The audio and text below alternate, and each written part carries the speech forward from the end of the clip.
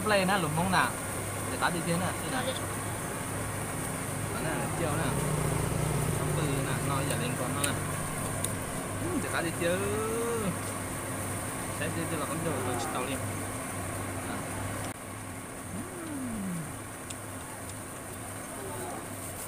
giờ đây giờ nó phèn ăn chứ nó là ăn chứ nhá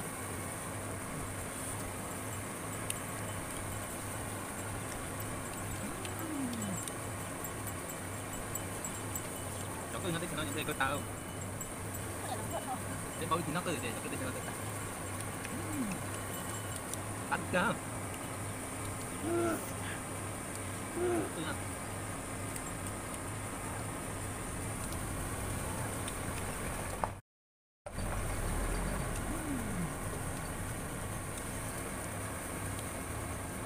chị cho à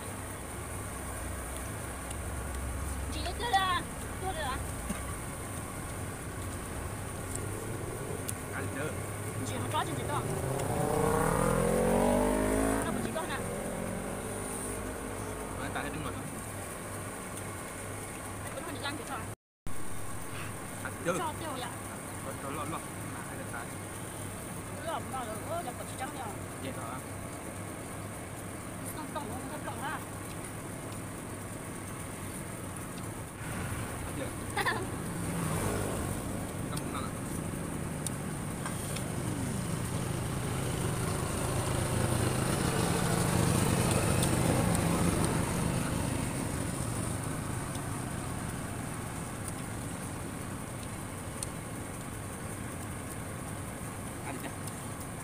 luôn chị nói ia luôn nè yên phòng đó yên đầu tiên sau đó cũng không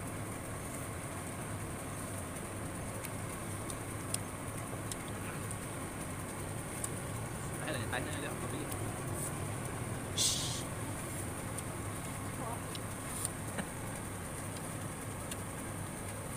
có làm gì vậy nhưng mà chỗ cho cái con nó không phải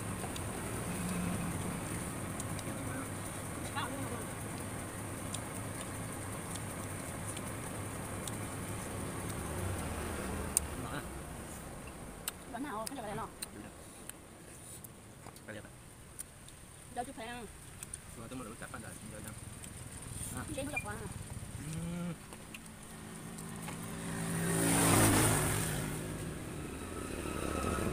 đó chưa chỉ thôi á nó cái nào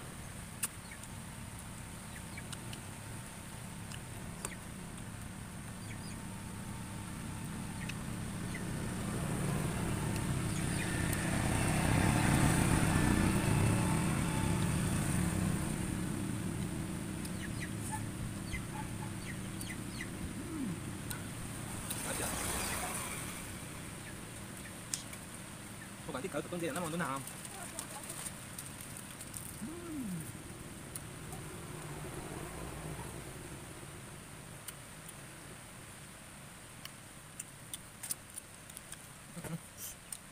cực quá làm cho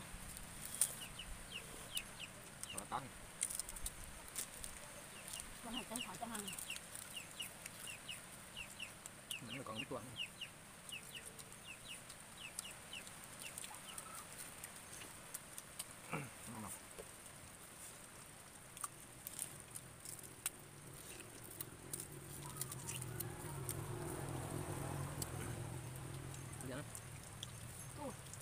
nào thôi chị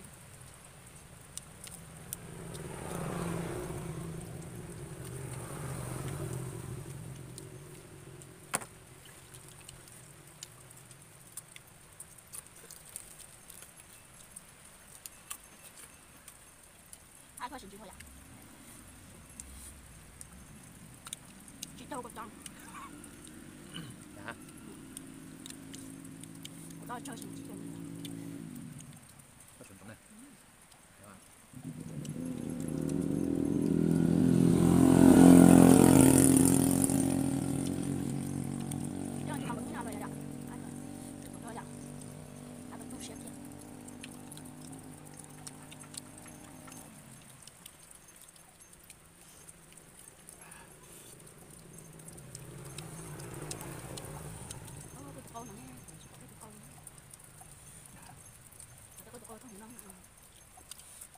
liệt không?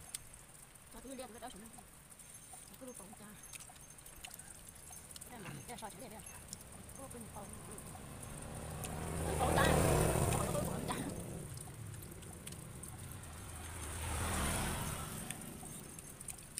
Ini jadi lem không? Ini tốt đấy. Để một cái mà để phở mà con nào nó cũng dùng chữ đó.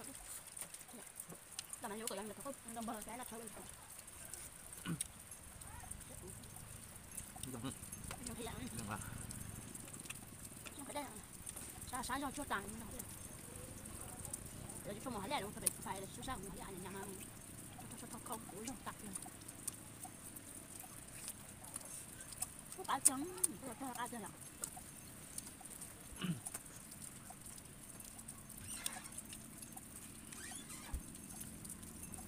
không chỉ tao nó cái này sao cá chưa Nó liệt vào thái không? Được thái không?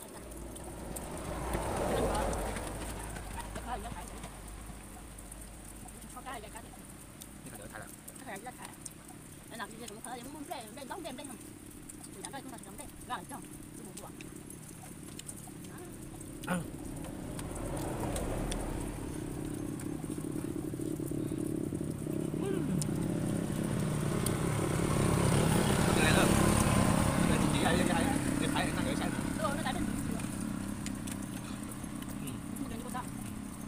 Chứ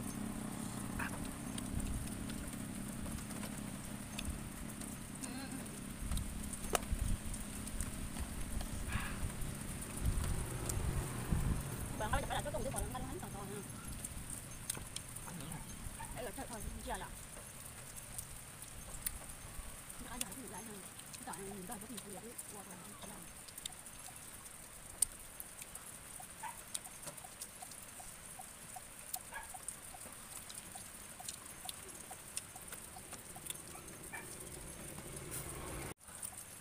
đọc chưa? Ăn chưa?